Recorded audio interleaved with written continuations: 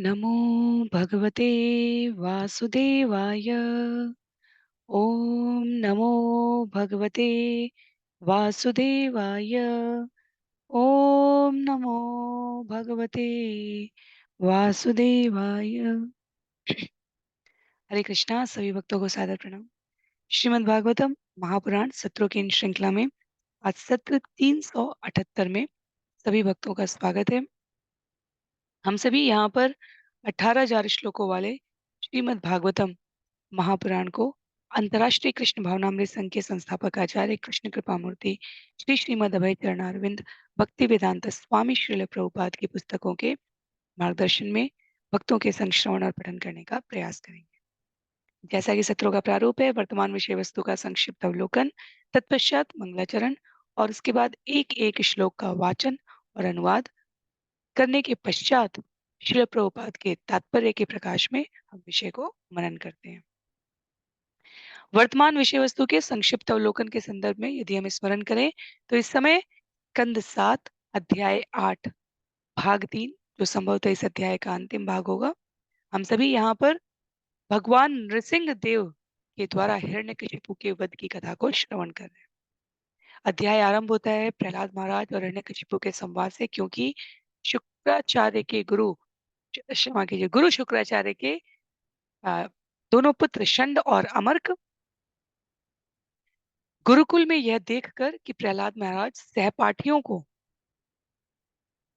भगवान विष्णु की भक्ति करने का मार्ग, उसके लाभ और इस जीवन का परम उद्देश्य इस रूप में निरूपित कर रहे हैं।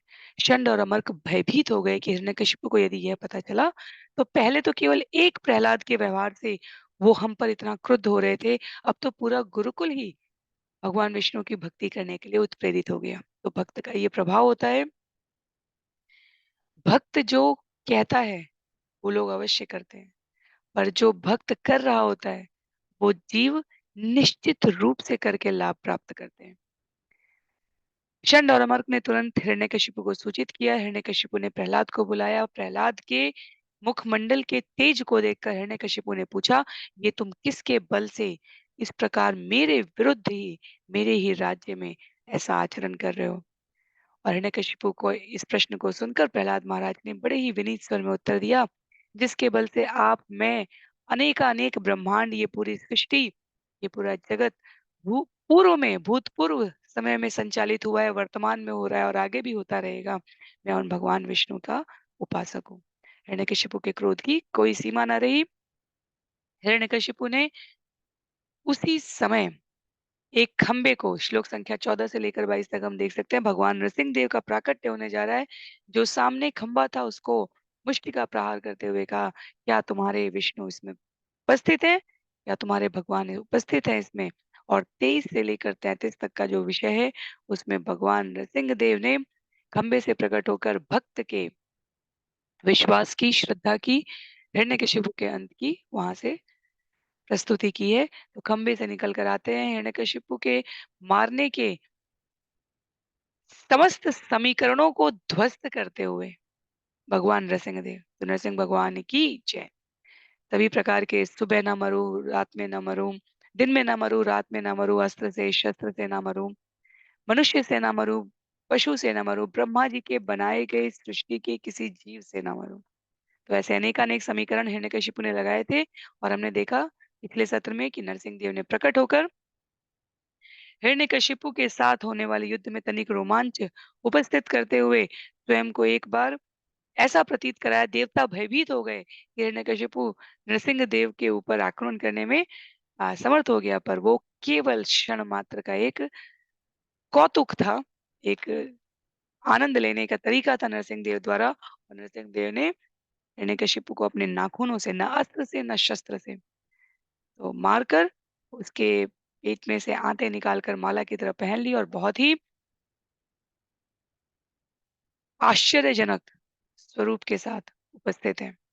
तो आरंभ करेंगे मंगलाचरण से और उसके बाद आज के सत्र में श्रवण करेंगे आगे का श्लोक संख्या 33 से इस विषय को। जिनके पास पुस्तक है, मेरा सदैव की तरह उनसे विनम्र अनुरोध है, आप पुस्तकों का प्रयोग करेंगे। अन्य सभी की सुविधा के लिए श्लोक यहाँ प्रस्तुत किए जाएंगे, तो श्लोकों को आप संग में वाचन करने का प्रयास कर सकते हैं। नारायणं नमस्कृत्य नरं चैव नरोत्तमं देवीं सरस्वतीं व्यासं ततो जयम् उदीरयेत्। शृण्वतां स्वकथा कृष्ण पुण्यश्रवणकीर्तन यद्यन्तस्थो यभद्राणि विदुनोति सुयत्स्यतां।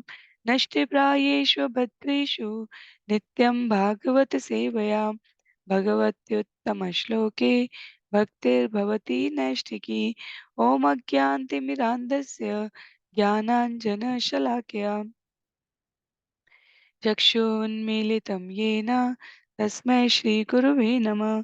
मूकं करोति वाचालं पङ्गुं लङ्घयते गिरिं यत्कृपातमहं वन्दे परमानन्दमाधवं। वाञ्छाकल्पतरुभ्यश्च कृपासिन्धुभ्यैव च पतितानां पावनेभ्यो वैष्णवेभ्यो नमो नमः। जय श्री कृष्ण चैतन्य प्रभो नित्यानंद श्री अद्वैत गदाधर श्रीवासादि गौर भक्तवृंद। हरे कृष्ण कृष्ण कृष्ण हरे हरे हरे राम राम राम हरे हरे। हरे कृष्ण कृष्ण कृष्ण हरे हरे हरे राम राम राम हरे हरे। हरे कृष्ण कृष्ण कृष्ण हरे हरे हरे राम राम राम हरे हरे। हरे कृष्णा। तो पुनः सभी भक्तों को सादर प्रणाम। सत्र 378 में हम सभी आरंभ करने जा रहे हैं स्कंद 7 अध्याय 8 श्लोक संख्या 32 से। विषय यहाँ पर हिरण्यकशिपु के वध के पश्चात भगवान नृसिंह देव के सुंदर रूप प्राकट्य का वर्णन है। सटावधूता जलदा परापतन ग्रहाश्च तद्दृष्टि विमुष्ट रोचिस अम्बोदय श्वास हता विचुक्षुभु निर्हाद भीता दिगिभाव चुक्रुषु। नरसिंह देव के सिर के बालों से बादल हिलकर इधर उधर बिखर गए। उनकी जलती आंखों से आकाश के नक्षत्रों का तेज मंद पड़ गया और उनके श्वास से समुद्र शुद्ध हो उठे। उनकी गर्जना से संसार के सारे हाथी भय से चिंगारने लगे। तो जब नरसिंह देव प्रकट भी हुए हैं खंभे में से तब भी वर्णन आता है कि देवलोक को ब्रह्मलोक को सबको ऐसी भयंकर गर्जन की आवाज लगी कि ऐसा लगा जैसे वज्रपात होता है, जैसे इस लोक के नष्ट होने का समय आ गया हो। जो कुछ भी इस प्रकृति में तेजवान प्रतापवान सामर्थ्यवान लगता है नरसिंह देव के इस रूप के समक्ष वो सभी कुछ भयंकर आग की जैसे एक चिंगारी होती है उसके समान लगने लगा। अर्थात समुद्र की उत्ताल तरंगे भी जो भगवान की सृष्टि के अनेक आश्चर्य हैं उनमें से एक होते हुए भी उस समय नगण्य लगने लगी। तो भगवान के श्रील प्रभुपाद कहते हैं इस श्लोक के तात्पर्य की अंतिम पंक्ति में भगवान के साकार सर्व विजयी दिव्य गुणों की तुलना में सारी वस्तुएं तुच्छ हैं। ये पंक्ति हमें सदैव स्मरण रहे तो जीवन में भगवान के प्रति भगवान के नाम के प्रति उनकी लीलाओं के प्रति उनके गुण उनके स्वरूप सबके प्रति हमारा विश्वास सदा दृढ़ रहेगा। लिखते हैं श्रील प्रभुपाद उनके साकार सर्व विजयी दिव्य गुणों की तुलना में सारी वस्तुएं तुच्छ हैं। आगे कहते हैं श्लोक संख्या 33 में द्योतत्सटोक्षिप्त विमान संकुला प्रोत्सर्पताक्ष्मा च पदाभिपीडिता शैलासमुत्पेतु अमुष्यरन्हसा तत्तेजसाखं ककुभ नरेजिरे। नृसिंह देव के सिर के बालों से वायुयान विमान बाह्य आकाश तथा उच्च लोकों में जा गिरे।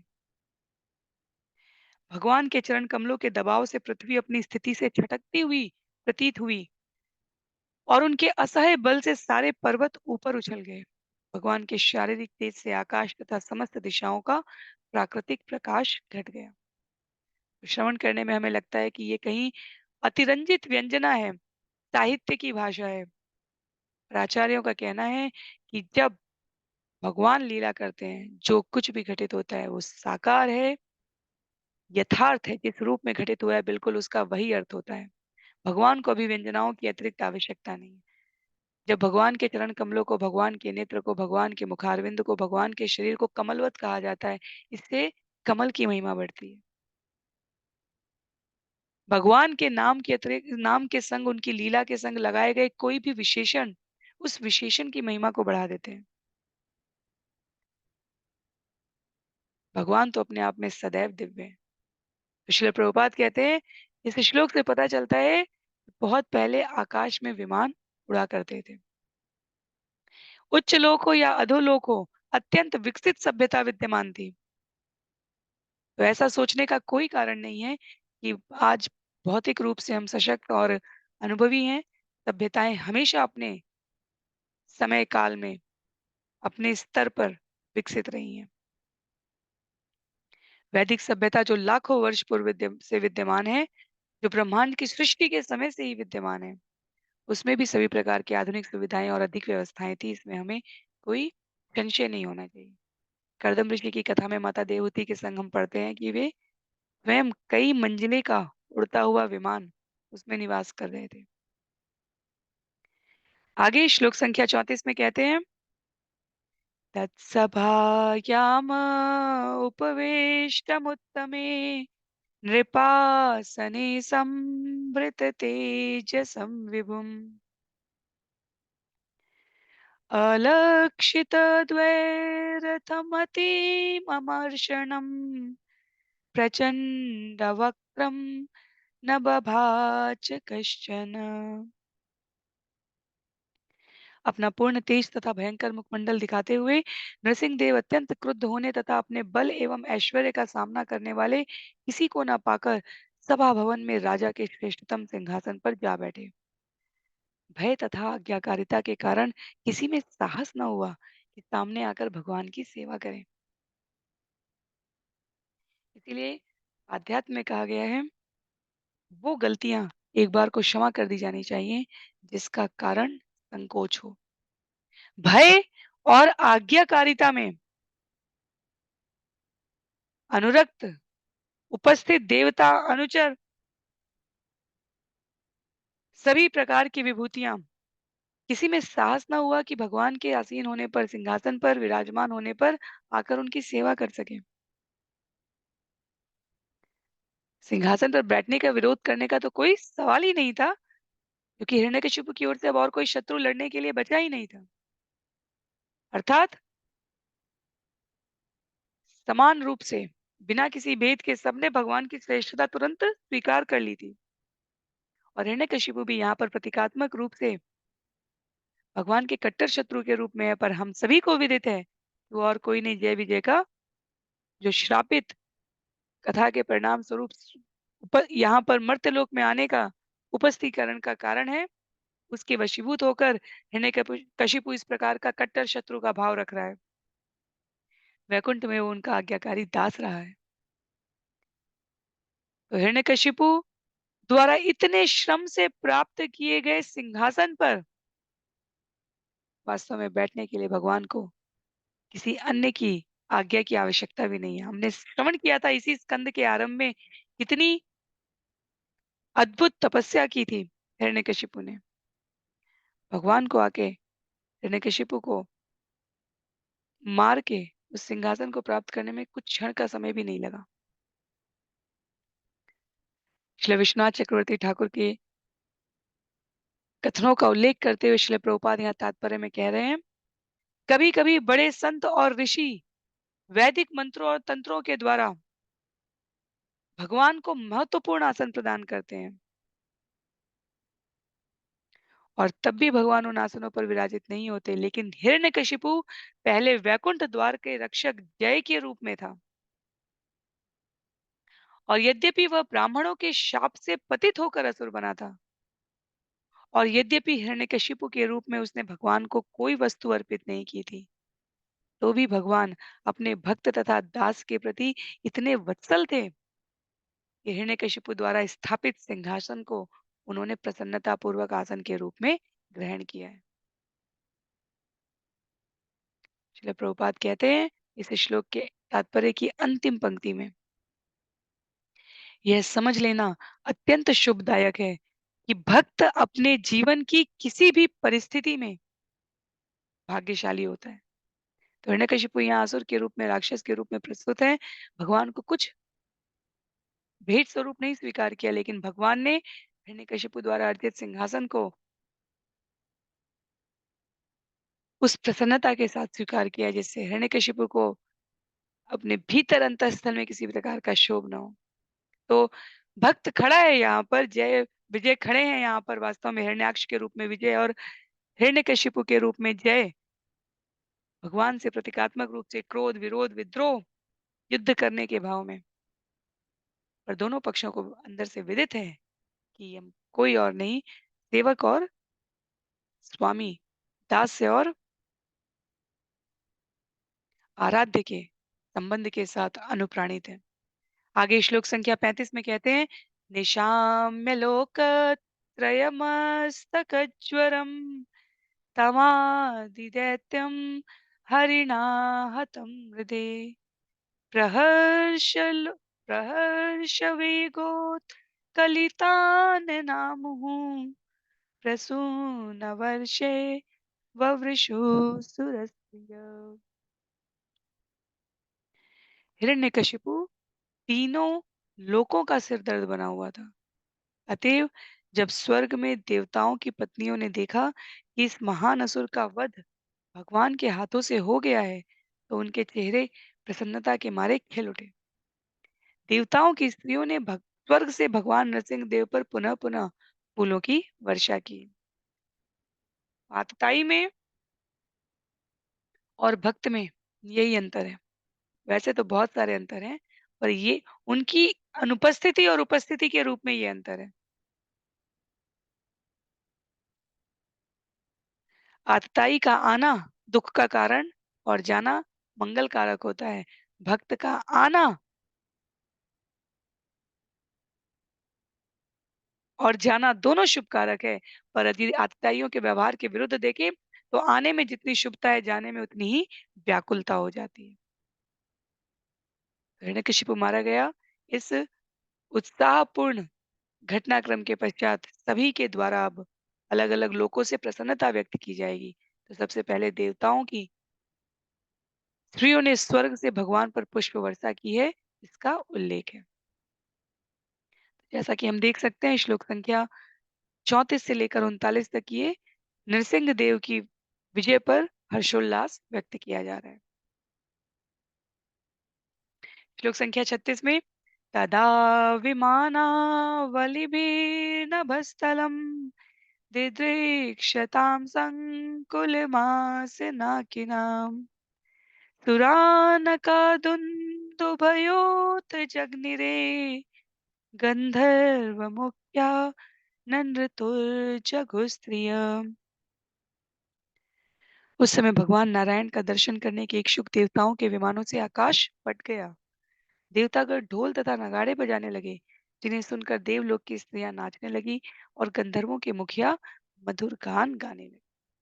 हर्षोल्लास का ये क्रम है, जहाँ श्लोक संख्या 37, 38 और 39 में अब अन्य लोगों के जीवों की प्रसन्नता का उल्लेख करते हुए कहा गया है, ततोपवज्य विबुधा ब्रह्मोन्द्र गिरिशादय ऋषय पितर सिद्धा विद्याधर महोरगा मनव प्रजानां पतयो गंधर्वाप्सरचारणा।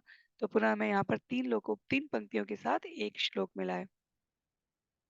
ये तीन पंक्तियों के साथ एक श्लोक मैं इस अर्थ में स्मरण करती और कराती रहती हूँ कि जब हम श्रील प्रभुपाद की पुस्तक से श्रवण करते हुए उनकी अनुकंपा से, असीम अनुकंपा से इस पूरे श्रीमद् भागवतम के अंतिम अध्याय के अंतिम श्लोक तक पहुंचेंगे, तो हम देखेंगे कि हम प्रतिदिन श्रवण करते हैं कि श्लोकों की संख्या 18,000 कही जा रही है और अंत में हमें श्लोकों की संख्या 18,000 नहीं मिलती है। उसका कारण ये है कि जो मूल प्रति है श्रीमद् भागवतम, 18,000 श्लोकों को वहां पर संकलित प्रस्तुत बताया गया है, पर जो वर्गीकरण है, जो समूह किया गया है श्लोकों की पंक्तियों को, वो आचार्यों ने अपनी शुद्धता, प्रामाणिकता का आश्रय लेते हुए घटनाक्रम के संबंध में 2 पंक्ति, 3 पंक्ति, 1 पंक्ति, इसके अनुसार भी वहाँ पर संख्याबद्ध किया गया है।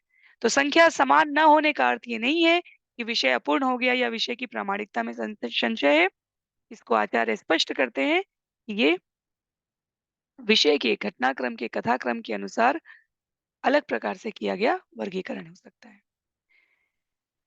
यक्षा किं पुरु यक्षा किं पुरुषास्तात् वेतालाः सह किन्नरा ते विष्णु पार्षदा सर्वे सुनन्दकुमुदादय मूर्ध्नि बद्धाञ्जलिपुटा आसीनं तीव्रतेजसम् ईडिरे नरशार्दूलं नातिदूरचरा पृथक्। हे राजा युधिष्ठिर, तब सारे देवता भगवान के निकट आ गए। उनमें ब्रह्मा जी, इंद्र तथा शिव जी प्रमुख थे और उनके साथ बड़े बड़े साधु पुरुष एवं पितृलोक, सिद्धलोक, विद्याधर लोक तथा नागलोक के निवासी भी थे। वहीं सारे मनु तथा अन्य लोकों के प्रजापति भी पहुंच गए। अप्सराओं के साथ साथ गंधर्व, चारण, यक्ष, किन्नर, बेताल, किमपुरुष लोक के वासी तथा विष्णु के पार्षद सुनंद एवं कुमुद आदि भी पहुंचे। ये सभी भगवान के निकट आए, जो अपने तीव्र प्रकाश से चमक रहे थे। इन सबों ने अपने अपने सिरों के ऊपर हाथ जोड़कर नमस्कार किया और स्तुतियां की। तो इस प्रकार से श्लोक संख्या 39 तक सभी की स्तुतियों का वर्णन है, सभी के उपस्थिति का वर्णन है हर्षोल्लास के इस क्रम में। और श्लोकों की सूची के वर्गीकरण के इस क्रम में श्लोक संख्या 40 से लेकर 56 तक देवताओं द्वारा भगवान नरसिंह देव की स्तुति का अभी हम सभी श्रवण करने का यहाँ प्रयास करेंगे।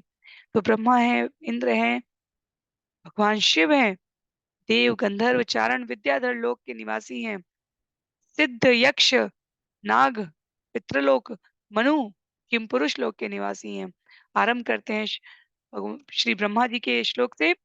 श्री ब्रह्मोवाच नतोऽस्मिनन्ताय दुरन्तशक्तये विचित्रवीर्याय पवित्रकर्मणे विश्वस्य सर्गस्थितिसंयमान् गुणे स्वलीलया दधते व्ययात्मने। ब्रह्मा जी ने प्रार्थना की, हे प्रभु, आप अनंत हैं और आपकी शक्ति का कोई अंत नहीं है। कोई भी आपके पराक्रम तथा अद्भुत प्रभाव का अनुमान नहीं लगा सकता, क्योंकि आपके कर्म माया द्वारा दूषित नहीं होते। आप भौतिक गुणों से सहज ही ब्रह्मांड का सृजन, पालन और संहार करते हैं, लेकिन तो भी आप अव्यय बने रहते हैं। अतएव मैं आपको सादर नमस्कार करता हूँ।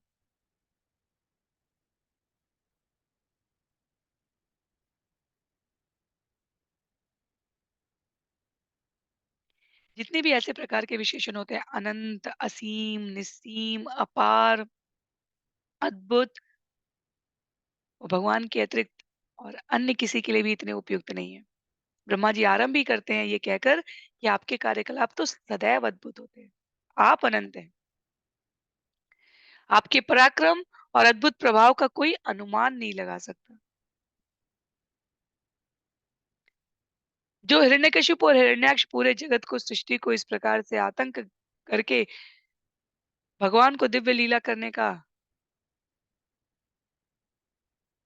उनका अनुभव, उनके प्रयास, उनकी इच्छा में सहयोग करने के लिए प्रस्तुत हुए हैं और असुर कुल में जन्म लेते हैं। लिखते हैं श्रील प्रभुपाद, ऐसा कौन होगा जो इन दिव्य कार्यकलापों को समझ सके। उनके कार्यकलापों की कौन कहे, उनके दासों के कार्यकलापों को समझ सके। चैतन्य चरितामृत मध्य लीला अध्याय 23 श्लोक संख्या 39 का उल्लेख करते हुए श्रील प्रभुपाद कहते हैं, तार वाक्य क्रिया मुद्रा विज्ञेय न भूजय। भगवान के दासों के कार्यकलापों को कोई नहीं जान सकता, तो भगवान के कार्यकलापों के विषय में क्या कहा जा सकता है? कैसे कोई समझ सकता है कि कृष्ण किस तरह संपूर्ण जगत को लाभान्वित कर रहे हैं? वास्तव में भगवान की गतिविधियों को, उनकी कार्यविधियों को, उनकी शक्तियों को समझने का सामर्थ्य किसी में नहीं है। तो ब्रह्मा जी यहाँ पर इस प्रकार अद्भुत आश्चर्य असीम कहकर वंदन करते हैं। श्री रुद्रुवाच कोपकालो युगान्तस्ते हतोऽयं सुरो अल्पक तत्सुतं पाहि उपश्रितं भक्तं ते भक्तवत्सल। शिव ने कहा, श्री शिव जी ने कहा, कल्प का अंत ही आपके क्रोध का समय होता है। अब जबकि यह नगण्य असुर हिरण्यकशिपु मारा जा चुका है, हे भक्तवत्सल प्रभु, कृपा करके उसके पुत्र प्रहलाद महाराज की रक्षा करें, जो आपके निकट पूर्ण शरणागत भक्त के रूप में खड़ा हुआ है। सामान्यतः ब्रह्मा जी को सृष्टा और महादेव को सृष्टि के प्रलय का, विलय का अरिष्ट देवता कहा गया है, प्रमुख कारक कहा गया है। और यहाँ पर रुद्र कह रहे हैं कि संहार के समय प्रत्येक युग के अंत में भगवान क्रुद्ध होते हैं, और ये क्रुद्ध होने का जो उपक्रम है, ये शिव जी द्वारा संपादित किया जाता है, इसलिए उन्हें रुद्र कहा गया है। तो जब भगवान हिरण्यकशिपु को मारने के लिए, भगवान नृसिंहदेव हिरण्यकशिपु को मारने के लिए क्रुद्ध हुए, उनके रुख को देखकर सभी भयभीत हुए। और महादेव स्मरण कराते हैं कि भगवान का क्रोध भी एक लीला है। श्रील प्रभुपाद से एक बार किसी रिपोर्टर ने पूछा था कि आप कहते हैं कि सभी शुभाशुभ क्रियाओं के मूल में भगवान होते हैं, सभी अच्छे या बुरे गुणों के रूप में भी भगवान है, तो क्या आपके ये भगवान क्रोध भी करते हैं? श्रील प्रभुपाद ने कहा, निश्चित रूप से करते हैं। ऐसा कुछ नहीं है इस जगत में, इस सृष्टि में, इस अनेकानेक ब्रह्मांडों में, जिसके उद्भूत मूल प्रस्फुटन के कारण भगवान न हो। तो भगवान क्रोध भी करते हैं, पर भगवान का क्रोध शुद्ध सात्विक क्रोध होता है। इसको कैसे समझा जाए? कई बार सामान्यतः प्रश्न होता है, क्रोध पे नियंत्रण कैसे किया जाए? केवल एक पंक्ति का स्मरण रखना है, क्रोध हमारे नियंत्रण में होना चाहिए, हम क्रोध के नियंत्रण में नहीं होने चाहिए। माता पिता का संतान पर, गुरु का शिष्य पर, एक प्रशासक का राज्य की व्यवस्था बनाए रखने के लिए दुष्टों पर, अराजक तत्वों पर किया गया क्रोध सर्वतः सभी प्रकार से मान्य है। बस उसके पीछे जो बिंदु है वो स्पष्ट होना चाहिए। हम क्रोध के नियंत्रण में नहीं होने चाहिए, क्रोध हमारे नियंत्रण में होना चाहिए। माता पिता सिखाने के लिए इतना क्रोध ना करें कि संतान के अंग शत विक्षत हो जाएं। कई बार ऐसी भी कहानियां आती हैं। गुरु शिष्य के ऊपर इतना क्रोध ना करे कि शिष्य शिक्षा ग्रहण करने के भाव से ही विमुख हो जाए। प्रशासक ऐसा क्रोध ना करे कि जो समाज के निर्दोष लोग हैं, वो भी उस क्रोध से भयभीत होकर अपने आप को कभी सही कारण और सही विषयों के लिए प्रशासक के सामने प्रस्तुत ना कर सके। तो शिव जी यहाँ पर भगवान नरसिंहदेव को याद दिला रहे हैं कि ये प्रहलाद महाराज जो आपके समक्ष विनीत शरणागत भक्त की भांति खड़े हैं, उनके प्रति अपने पितृ तुल्य वात्सल्य को बनाए रखें। आगे इंद्र का कथन है। श्री इंद्र उवाच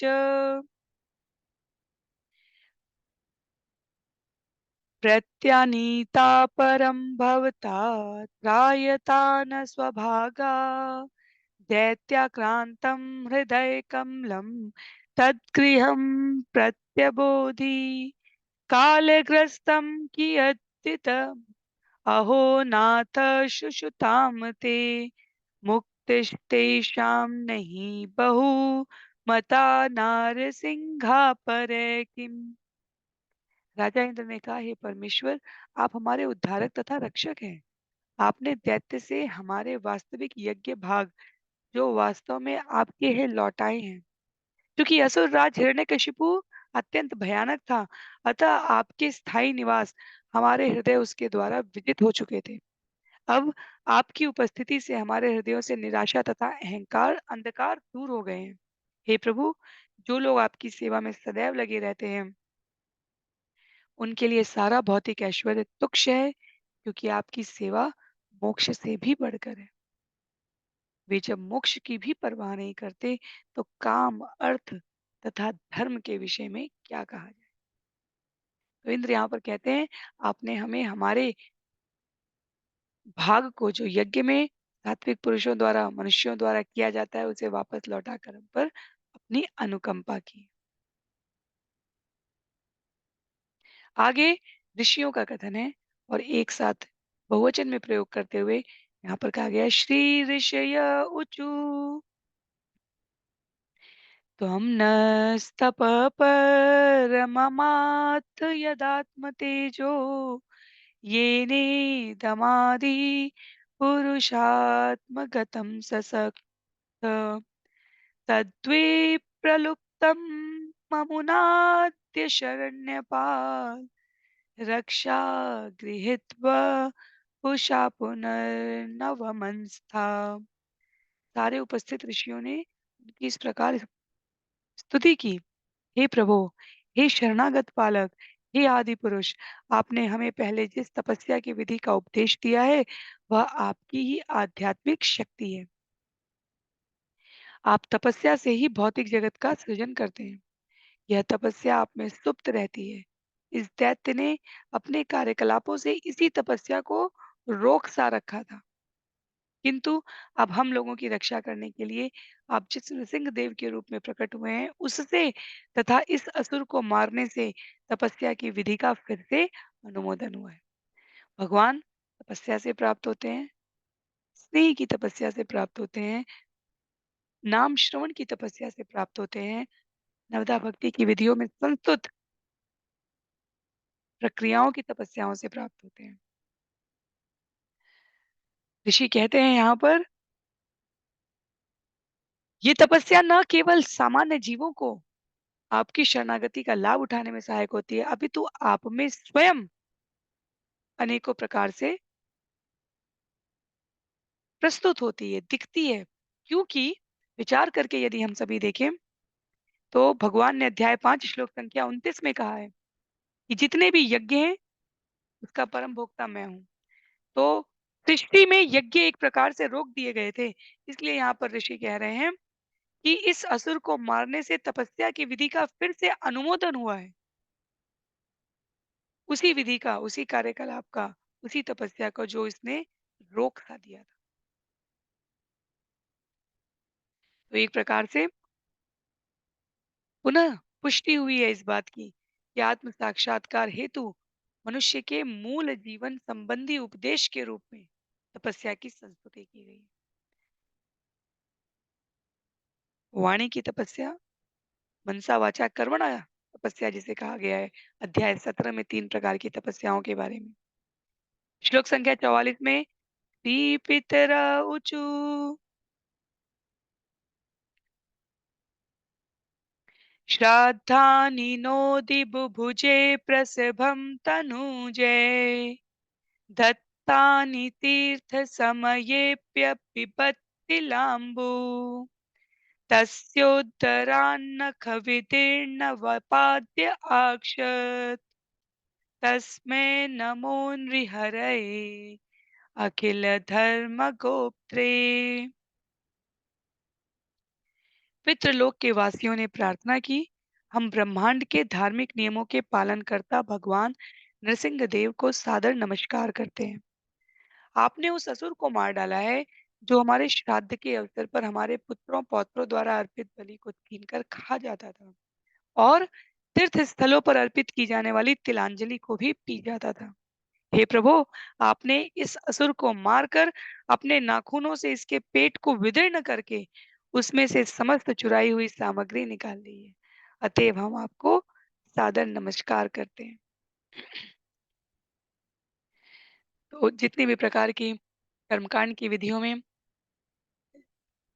अन्न का, जल का, अनेक अन्य सामानों का तर्पण किया गया है, जिसे पिंडदान श्राद्ध प्रक्रिया में कहा गया है। आसुरी शासन में जब सारे वैदिक नियम अस्त ध्वस्त हो जाते हैं, यज्ञोत्सव रोक दिए जाते हैं, यज्ञ के सारे साधन वर्तमान समय में भी यदि किसी प्रशासक द्वारा अव्यवस्था फैलाकर समाप्त कर दिया जाए प्रथा के रूप में या क्रियाविधि को संचालित करने की आज्ञा ना दी जाए, तो श्रील प्रभुपाद लिखते हैं सारा संसार नरक बन जाता है।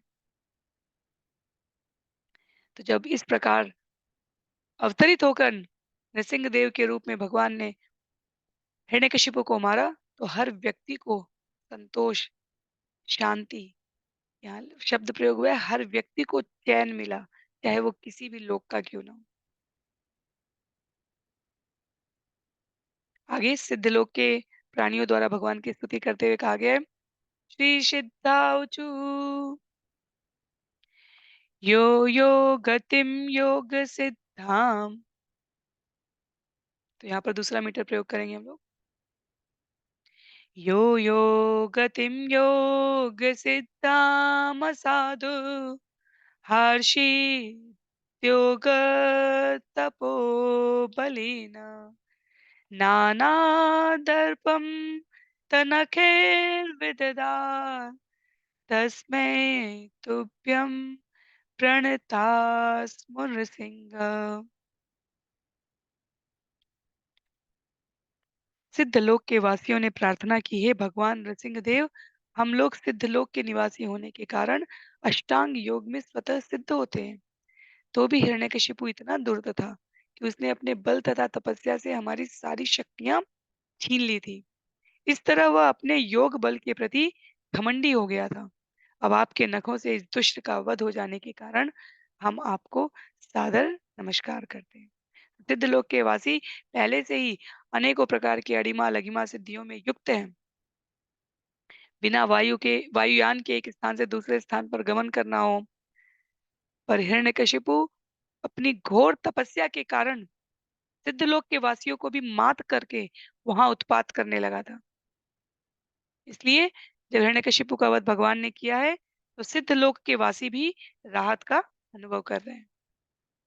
अब विद्याधर लोक के वासी हैं, तो सभी भगवान भक्तों को भगवान की स्तुति गाने के लिए सिर्फ एक बहाना चाहिए होता है। इतनी प्रसन्नता, इतना स्नेह, इतना अनुराग, इतना प्रेम है भगवान की दिव्य लीला को श्रवण करने से, भगवान की प्रसन्नता में प्रसन्न होने से, कि प्रत्येक प्राणी जो भगवान की बुद्धिमत्ता का एक अंश लेकर भी है, वो भी भगवान की स्तुति का अवसर आने पर अपने आप को पीछे नहीं रखता। श्लोक संख्या 46 में श्री विद्याधरा ऊचु विद्यां पृथक् धारणयानुरातां न्यषेधदज्ञो बलवीर्यतप्त स येन सङ्ख्ये पशुवत्ततस्तं स येन सङ्ख्ये पशुवत्ततस्तं माया नृसिंहं प्रणतास्म नित्यम्। विद्याधर के निवासियों ने प्रार्थना की, उस मूर्ख हिरण्यकशिपु ने विविध प्रकार के ध्यान के अनुसार प्रकट तथा अप्रकट होने की हमारी शक्ति पर प्रतिबंध लगा दिया था, क्योंकि उसे अपनी श्रेष्ठ शारीरिक शक्ति तथा अन्यों को जीत लेने की सामर्थ्य का घमंड था। अब भगवान ने उसका उसी तरह वध कर दिया जैसे वह असुर कोई पशु हो। हम भगवान नृसिंह देव के उस लीला रूप को सादर प्रणाम करते हैं। तो विद्याधर द्वारा भी जो हिरण्यकशिपु के आतंक से पीड़ित होने का दुःख था, वो भगवान द्वारा हिरण्यकशिपु का वध करने से सुख में परिवर्तित है, और इसलिए यहाँ पर वे सुंदर शब्द निवेदित कर रहे हैं।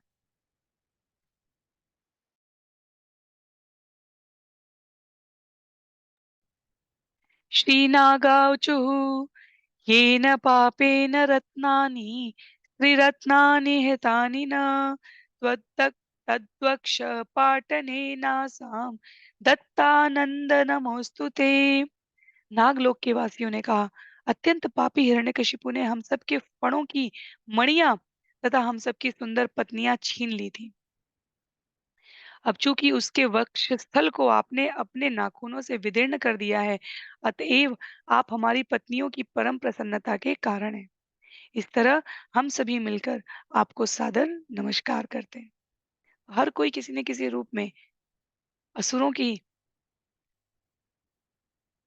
उपस्थिति से प्रताड़ित होता है। जैसे भक्तों का संग किसी न किसी रूप में लाभकारी होता है, वैसे ही असुरों का संग किसी न किसी रूप में हानिकारक ही होता है। तो हिरण्यकशिपु के जाने से नागलोक के निवासी भी प्रसन्नता पूर्वक भगवान को सादर धन्यवाद ज्ञापित कर रहे हैं। श्लोक संख्या 48 में श्री मनवाऊचु, तो समस्त मनु जो उपस्थित है उनके द्वारा स्तुति की गई है। मनवो वयम तव निदेशकारिणो दिति चेन्देव परिभूत सेतव भवता खलस उपसंगित प्रभो करवाम ते किं मनुषादि किंकरान्।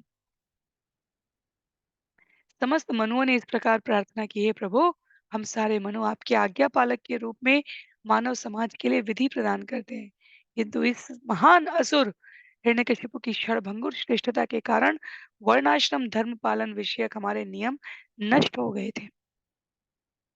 हे स्वामी, अब आपके द्वारा इस महान असुर का वध हो जाने से हम अपनी सहज स्थिति में हैं। कृपया अपने इन शाश्वत दासों को आज्ञा दें कि अब वे क्या करें। तो मनुओं के द्वारा वर्णाश्रम व्यवस्था आज्ञा पालक के रूप में मानव समाज की विधि प्रदान करने के रूप में किए गए कार्यों को पुनः स्थित करने के प्रयास के लिए यहाँ पर भगवान नृसिंह देव को धन्यवाद ज्ञापित करते हुए आज्ञा मांगी गई है। अब पुनः बताएं कि हम अतिरिक्त रूप से क्या करें। अगले श्लोक में प्रजापतियों द्वारा स्तुति का उल्लेख है। श्री प्रजापतय उचुः प्रजेशा वयं ते परेशाभिसृष्टा न ये न प्रजा वे प्रजामो निषिद्धा स एष त्वया भिन्न वक्षानुषेते जगन् मंगलम सत्वमूर्तेऽवतार। प्रजापतियों ने इस प्रकार स्तुति की, हे परमेश्वर, हे ब्रह्मा तथा शिव जी के भी पूज्य प्रभु, हम सारे प्रजापति आपके द्वारा दी गई आज्ञा के पालन के लिए उत्पन्न किए गए थे, किंतु हिरण्यकशिपु ने हमें और उत्तम संतान प्राप्त उत्पन्न करने से रोक दिया है। अब यह असुर हमारे समक्ष मृत पड़ा है, इसके वक्षस्थल को आपने विदीर्ण कर दिया है। अतएव हम आपको सादर नमस्कार करते हैं, क्योंकि इस शुद्ध सात्विक रूप में आपका यह अवतार समस्त ब्रह्मांड के कल्याण के निमित्त है। तो प्रजापतियों द्वारा भी पुनः अपने उत्तरदायित्व का वहन करने के लिए स्वयं को प्रस्तुत करते हुए भगवान की आज्ञा, भगवान की कृपा की प्रार्थना की गई।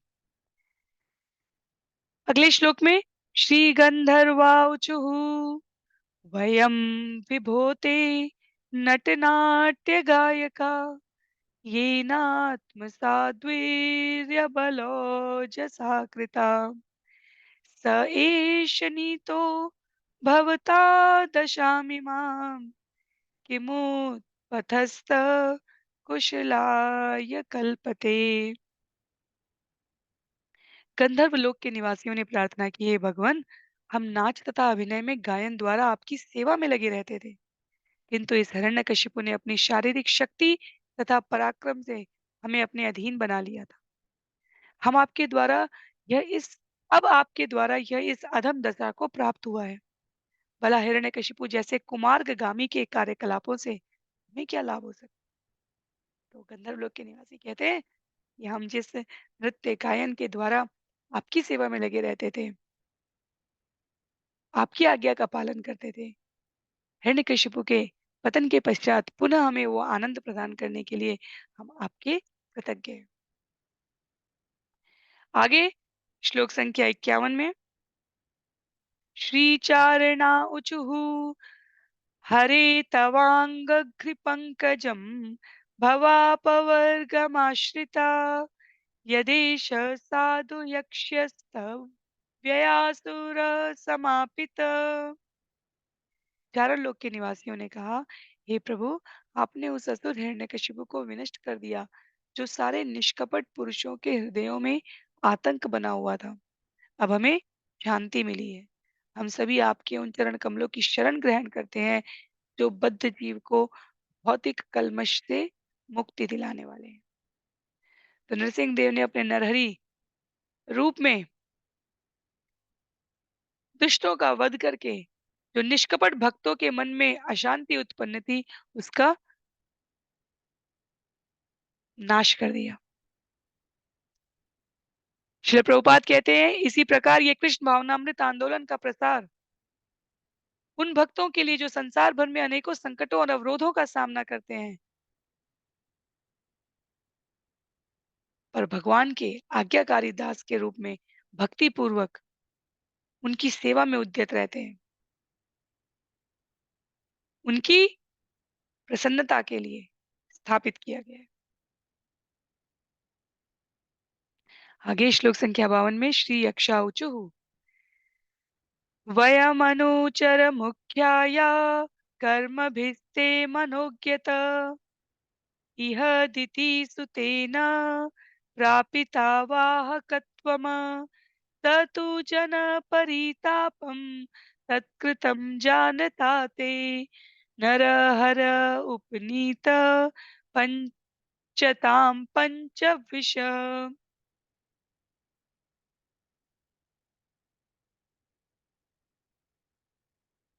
यक्षलोक के निवासियों ने प्रार्थना की, हे 24 तत्वों के नियामक, हम आपको भाने वाली सेवाएं करने के कारण आपके सर्वश्रेष्ठ सेवक माने जाते हैं।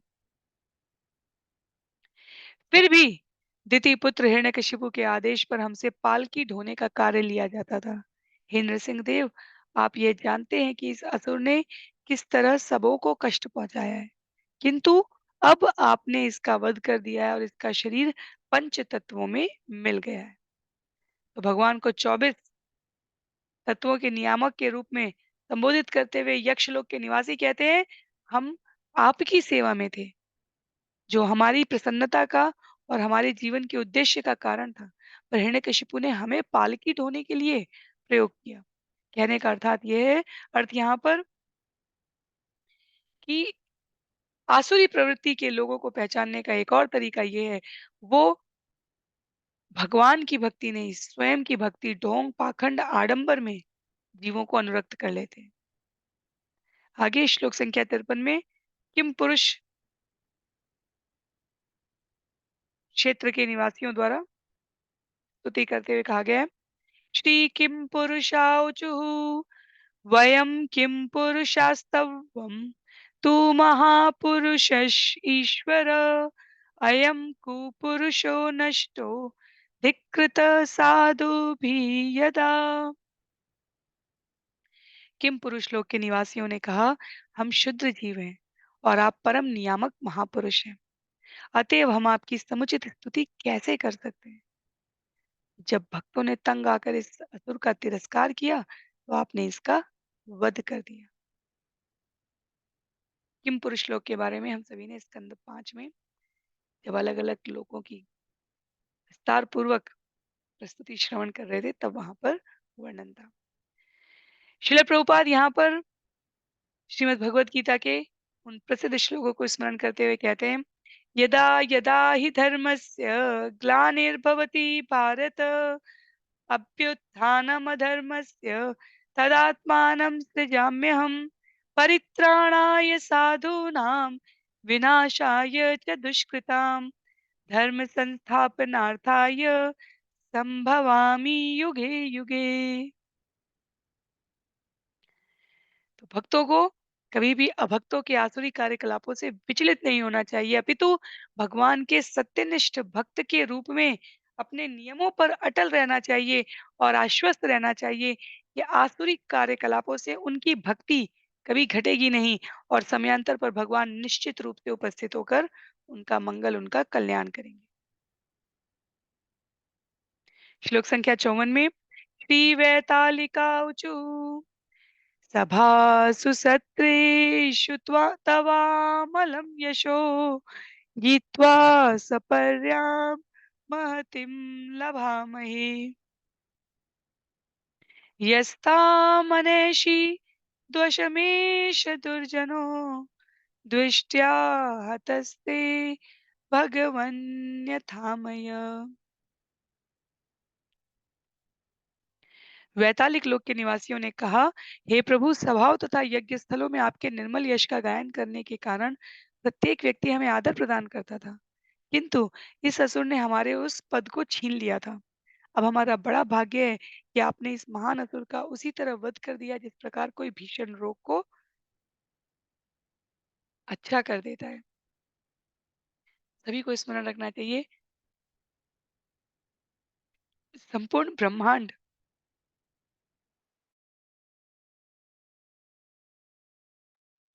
संपूर्ण ब्रह्मांड हिरण्यकशिपु के आतंक से पीड़ित था। गायन करने वाले, प्रमुख रूप से सेवा के रूप में निवेदित करने वाले कार्य को करने वाले वैतालिक लोक के निवासी भगवान को धन्यवाद ज्ञापित करते हैं। अंतिम 2 श्लोक हैं इस अध्याय के। तो श्लोक संख्या 55 में गायन स्तुति के इस क्रम में श्री किन्नरा ऊचुः वयमीश किन्नर गणतवनुगा तिथिजेन विष्टिम् अमुनानुकारिता भवतारेस वृजिनो वसादितो नरसिंहनाथ विभवाय नो भव। किन्नरों ने कहा, हे परम नियंता, हम आपके सतत सेवक हैं, लेकिन आपकी सेवा में युक्त न होकर हम सभी इस असुर की बेगार में लगाए गए थे।